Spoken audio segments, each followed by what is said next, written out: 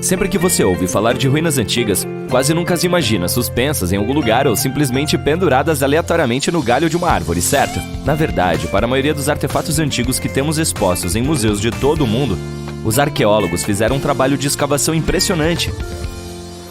Veja bem, os edifícios têm essa maneira engraçada de desaparecer com o tempo se não forem devidamente cuidados. Às vezes, precisamos reutilizar alguns materiais, portanto uma construção mais antiga pode ser sacrificada no processo. Outras vezes, as casas são abandonadas e uma vez expostas aos elementos da superfície, como chuva ou luz solar, não tem chance. Algumas simplesmente desmoronam devido à boa e velha erosão. Portanto, a única maneira de uma peça arquitetônica sobreviver ao teste do tempo é se, de alguma forma, ela tiver sido enterrada profundamente. Agora, como essas coisas acabaram enterradas em primeiro lugar? Bem, é uma verdadeira comédia de erros. As cidades antigas tinham o hábito de elevar gradualmente o nível do solo, como uma criança adicionando coberturas ao seu sundae.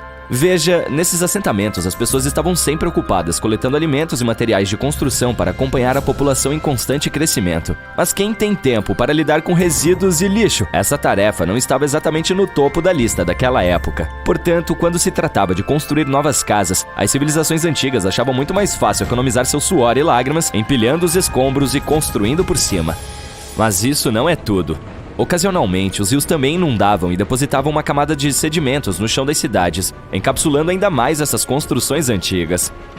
E nessas regiões secas, como o deserto, onde o vento gosta de exibir seus movimentos de dança com areia e poeira, você pode apostar que era uma luta constante manter os estabelecimentos limpos. Um exemplo hilário é a Esfinge, que tinha sua cabeça enterrada na areia até que um grupo de arqueólogos atirou em 1817.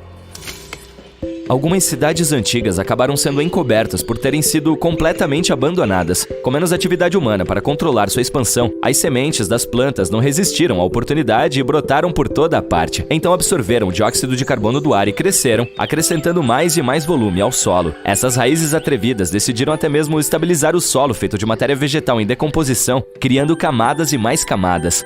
É como se fosse o maior projeto de bricolagem que a Mãe Natureza embarcou, com as plantas como suas leais ajudantes. O ato de escavar os segredos de civilizações antigas não se trata apenas de desenterrar um mundo perdido.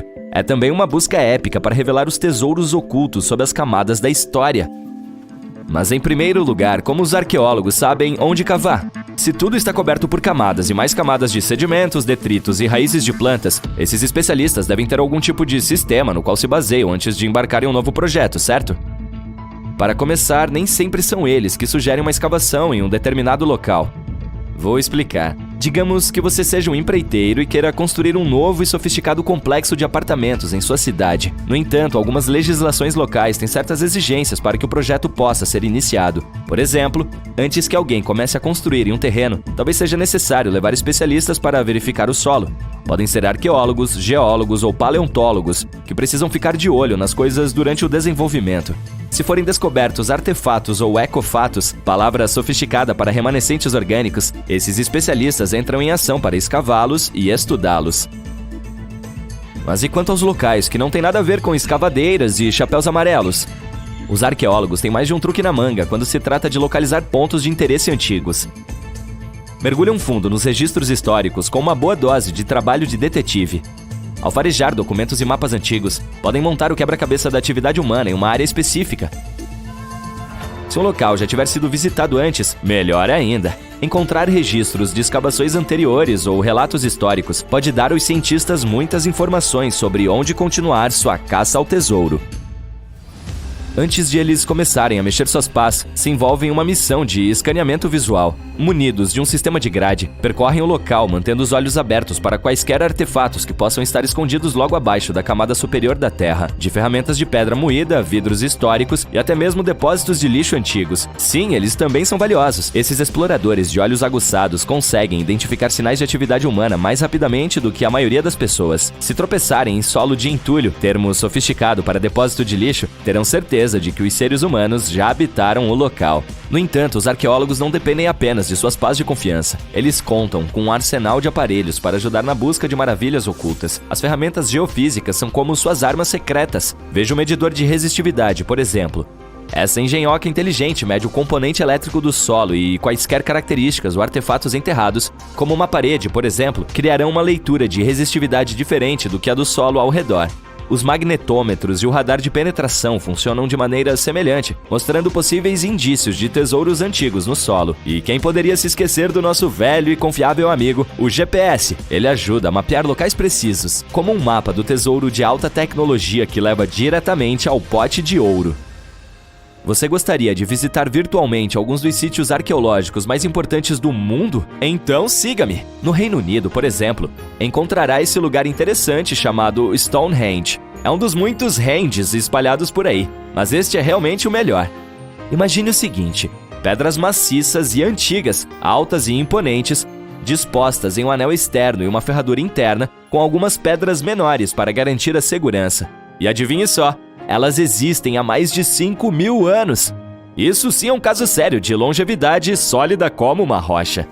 Agora, é aqui que as coisas ficam interessantes. De acordo com o folclore local, o lendário mago Merlin sacou sua varinha mágica e, puf, ele teletransportou essas pedras enormes da Irlanda. Aparentemente, alguns gigantes as haviam reunido lá, mas Merlin decidiu que elas ficariam muito melhores em seu novo local. Outros acham que são apenas os restos em ruínas de uma antiga edificação espiritual romana. Essas estruturas incríveis foram construídas por nossos ancestrais da Idade do Bronze, com suas ferramentas simples e tecnologia limitada. Eles conseguiram criar essa obra-prima monumental. Impressionante, não é? Infelizmente, ainda há muito que não sabemos sobre essa área. O propósito inicial de Stonehenge permanece um mistério até hoje. Claro, há muitas teorias, mas os cientistas ainda não chegaram a um consenso sobre o assunto. No entanto, sabemos que o monumento está perfeitamente alinhado para captar o nascer do sol durante os solstícios de verão e inverno. A antiga cidade de Pompeia é um sítio arqueológico igualmente incrível. Imagine o seguinte: o Monte Vesúvio, um notório causador de problemas, decidiu fazer uma birra vulcânica e cobriu completamente essa antiga cidade romana. Isso a transformou em uma cápsula do tempo, localizada nos arredores da atual Nápoles, na Itália. Avançando rapidamente para o ano de 1748, quando um grupo de exploradores aventureiros encontrou Pompeia. Veja só, eles descobriram um tesouro de coisas boas bem preservadas. Ruas, casas, comida, provavelmente um pouco estragada naquele momento, joias brilhantes, esculturas extravagantes, afrescos coloridos, utensílios domésticos cotidianos e até mesmo restos de animais e humanos. Foi como uma festa arqueológica épica. Ao que parece, Pompeia tinha de tudo: casas e vilas elegantes, uma enorme arena com 20.000 lugares, pequenas lojas de artesanato, locais de encontro como tavernas, e não vamos nos esquecer dos locais mais picantes como as luxuosas casas de banho. Há ainda o Santuário de Apolo, onde as pessoas costumavam se reunir para sua dose diária de adoração. E, é claro, o movimentado coração da cidade, o Fórum, onde todas as pessoas descoladas costumavam se encontrar. E adivinhe só, Pompeia é tão legal que entrou para a lista do Patrimônio Mundial da Unesco em 1997. E isso é como o Hall da Fama definitivo para a grandiosidade histórica. Ela também inclui muitos outros edifícios e locais famosos, como o Taj Mahal na Índia e a Acrópole de Atenas, na Grécia.